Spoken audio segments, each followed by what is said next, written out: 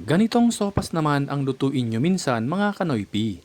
Napakadali lang gawin ngunit napakasarap at siguradong magugustuhan ito ng buong pamilya.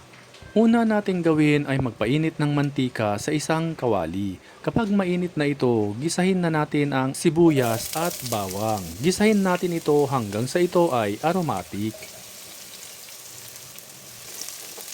Kapag naamoy nyo na ang bango nito, ilagay na natin ang chicken breast na nahiwa sa maliliit na piraso at ipagpatuloy ang paggisa.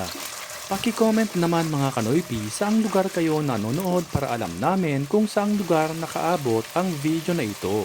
Lagyan natin ito ng durog na paminta at haluin ng maigi. Ilagay na natin ang 4 to 5 cups na tubig.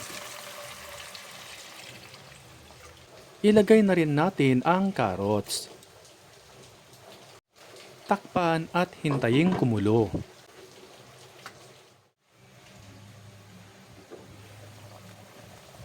Kapag kumulo na ito, ilagay na natin ang chicken broth cubes.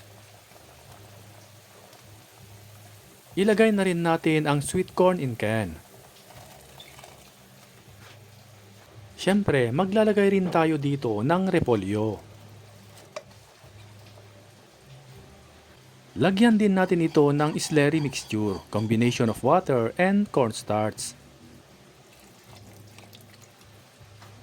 At syempre, lagyan din natin ito ng itlog.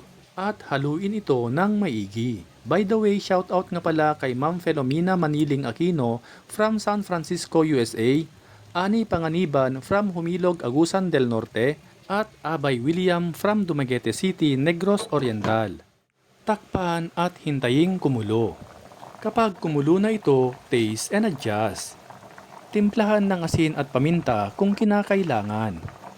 Kapag okay na ang lasa, lutuin pa natin for a few minutes only.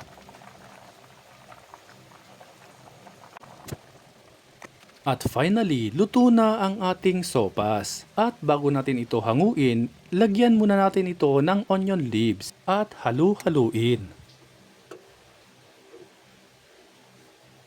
Ayan, at ready na ang ating napakasarap na sopas. Siguradong magugustuhan ito ng buong pamilya.